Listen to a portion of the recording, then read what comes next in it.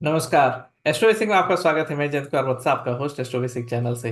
आज हम लोग डिस्कस करेंगे कि न्यूमरोलॉजी में वो कौन से कॉम्बिनेशन होते हैं जिससे पता चलता है कि चीट आप करेंगे या आपको कोई और चीट करेगा। सो चीटिंग के जो कॉम्बिनेशन होते हैं ये तो क्विकली देखते हैं। ये संजय दत्त का चार्ट है, 29 जुलाई 1959। और संजू मूवी आप लोगों ने देखा है जहाँ पे इनके साथ बहुत बार चीटिंग हुआ है, ये चीज। और एक और चार्ट मैंने लिया है, ये है विजय माल्या का, बिजनेसमैन जो है किंगफिशर के जो ओनर थे। 18 दिसंबर 1955, जो कि हम लोगों को पता है कि इन्होंने किस तरह से पैसे को यूज करके देश छोड़ के चले गए। तो दोनों में हम लोग क्विकली कंपेयर करते हैं क्या कॉम्बिनेशन होते हैं कि एक चीटेड होता है और दूसरे को लोग चीट करते हैं। आप अगर इस चार्ट को देखेंगे, ये संजय दत्त का चार्ट है, तो यहाँ पर जो कॉम्बिनेशन है 9-5, ये जो कॉम्बिनेशन होता है 9-5, ये कॉम्बिनेशन बताता है 9 और 5 कि आप मैनिपुलेटिव होंगे।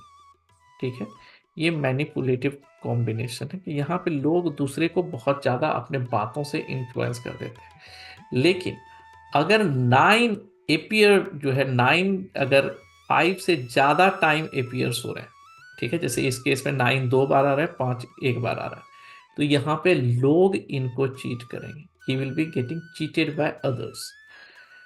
और अगर आप यहाँ देखेंगे, विजय माल्या जी के चार्ट में देखेंगे, तो इनका कॉम्बिनेशन भी सेम है। लेकिन यहाँ पर जो है 9-5 का ही कॉम्बिनेशन है, ही इज ऑल्सो मैनिपुलेटिव। लेकिन इधर जो 9 से 5 जो है ये ज्यादा है। नंबर ऑफ टाइम्स यहाँ 3 बार 5 आ रहा है, यहाँ एक बार 9। तो ये जो है लोगों को चीट करेंगे। तो ये कॉम्बिनेशन है दोनों का। जो बेसिक, जो पहला चीज आप देख के क्विकली समझ सकते हैं, द रीजन है कि 9 के ज्यादा होने से क्यों चीटेड होते हैं और 5 के ज्यादा होने से क्यों चीट करता है।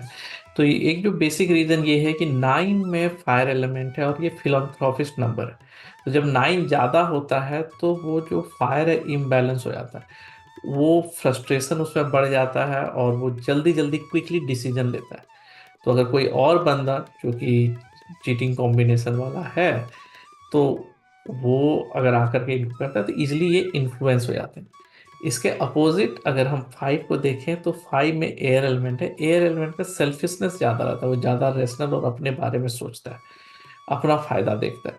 तो अगर 5 ज़्यादा रहता है तो 5 इम्बैलेंस हो जाता है। तो जिसके कारण जो है उसमें किसी को चीट करने के लिए जो इथिक्स वाला चीज़ है वो घट जाता है, और फिर वो जो है चीट करने लगता है। लेकिन इस दोनों कॉम्बिनेशन में जैसे 3 है, जैसे इस चार्ट में भी 3 मिसिंग है और इनके चार्ट में भी 3 मिसिंग है।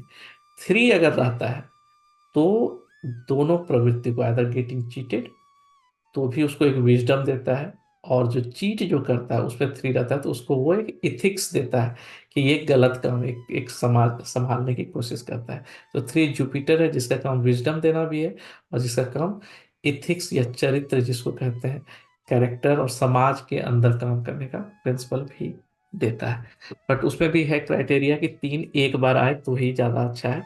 अगर 3 ही खुद बहुत बार आने लगा है तो फिर उसका एथिक्स ऐसे ही डाउन हो जाता है। तो 3 का एक बार आना ये जरूरी है। अगर बहुत बार 3 आ रहा है तब वो हेल्पफुल नहीं होगा। Thank you.